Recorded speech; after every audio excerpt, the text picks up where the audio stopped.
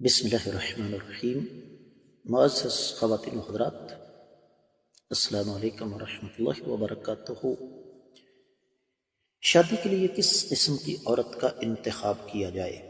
کنواری، طلاق یافتہ، خلا یافتہ یا بیوہ؟ یہ ہے بنیادی طور پر آج کی حدیث مبارکہ کا موضوع۔ مشکات المصابیح کتاب النکاح 3130 حدیث کتاب میں اور 9ویں ہے باب میں۔ الفاظ سماعت فرمائیے گا۔ عن جابر رضی اللہ عنہ قال كنا مع النبي صلی اللہ علیہ وسلم في غزوة فلما قفلنا كنا قريبا من المدينة قلت يا رسول الله صلی اللہ علیہ وسلم إني حديث عهد بعرس قال تزوجت؟ قلت نعم قال أبكر أم ثيب؟ قلت بل ثيب قال فهلا بكرا تلعبها وتلاعبك؟ فلما قدمنا ذهبنا لندخل فقال أمهلوا حتى ندخل ليلا أي عشاء لكي تمتشط الشعثة وتستحد المغيبة متفق علیہ۔ معزز خواتین و حضرات، آپ نے سن لیا کہ یہ حدیث صحیح بخاری اور صحیح مسلم میں ہے۔ صحیح بخاری کتاب النکاح باب ہے، خاوند جب سفر سے آ رہا ہو تو عورت کو اس کے لیے جسمانی اور ذہنی طور پر تیاری کر لینی چاہیے، کنگھی وغیرہ کر لینی چاہیے۔ 123واں باب ہے۔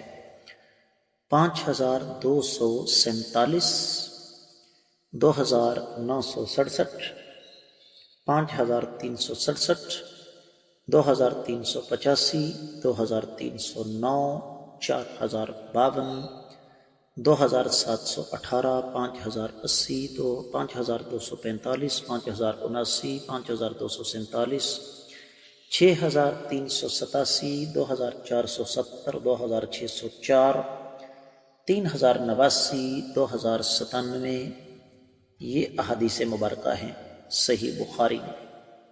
اتنے مقامات پر امام بخاری لے کر آئے۔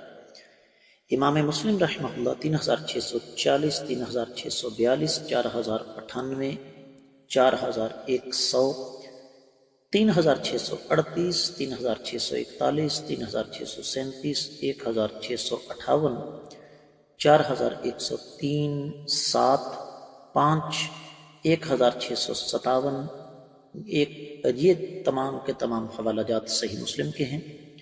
سنن ترمذی میں یہ حدیث دو مقامات پر ہے، 1100 اور 1253۔ سنن ابی داؤد میں بھی دو جگہ ہے، 3505 اور 2048۔ امام نسائی سنن صغری میں اس کو لے کر آئے تقریباً 7 سے 8 مقامات پر۔ سنن ابن ماجہ میں 2 جگہ پر موجود ہے۔ دوسرے لفظوں میں ہم یہ کہہ سکتے ہیں کہ یہ حدیث ان احادیث مبارکہ میں سے ہے جو کثرت کے ساتھ مروی ہے۔ آج صرف اس حدیث کا ترجمہ کروں گا، وضاحت کی باری کل آئے گی۔ سیدنا جابر رضی اللہ تعالیٰ عنہ سے روایت ہے کہ ہم آقا علیہ السلام کے ساتھ ایک غزوہ میں شریک تھے۔ جب ہم واپس مدینہ آئے اور مدینہ کے قریب پہنچے تو میں نے کہا اللہ کے رسول صلی اللہ علیہ وسلم، میں نے نئی شادی کی ہے۔ آپ نے فرمایا تم نے شادی کر لی؟ میں نے کہا جی ہاں۔ آپ علیہ السلام نے فرمایا کواری سے کی ہے یا سیبہ، بیوہ یا طلاق یافتہ سے؟ میں نے کہا جی وہ سیبہ ہے، یعنی بیوہ ہے۔ نبی علیہ السلام نے فرمایا تم نے کواری کے ساتھ شادی کیوں نہیں کی؟ تم اس سے کھیلتے، وہ تم سے کھیلتی۔ اور جب ہم مدینہ کے قریب پہنچ کے اپنے گھروں کو جانے لگے تو آپ نے فرمایا ٹھہرو، ہم عشاء کے وقت داخل ہوں گے تاکہ خواتین جن کے بال بکھرے ہوئے ہیں وہ کنگھی کر لیں، اور جن کے خاوند غائب رہے ہیں وہ صفائی کا اہتمام کر لیں۔ اس حدیث پر تفصیل کے ساتھ آنے والے اسباق میں ہم بات کریں گے۔ آپ لوگوں سے خصوصی طور پر گزارش ہے کہ اسباق کو صدقہ جاریہ سمجھ کر آڈیو ویڈیو کی شکل میں آگے شیئر کریں، یوٹیوب چینل کو سبسکرائب کریں، ساتھ لگے گھنٹی کے بٹن کو ضرور دبائیں۔ عقیدہ، عبادات، معاملات اور اخلاقیات کے حوالے سے کسی بھی موضوع پر آپ کو قرآن و سنت کی روشنی میں معلومات چاہیے تو آپ کامنٹ سیکشن میں اس کا اظہار ضرور فرمائیے۔ آج کے سبق سے اجازت دیجیے۔ السلام علیکم ورحمۃ اللہ وبرکاتہ۔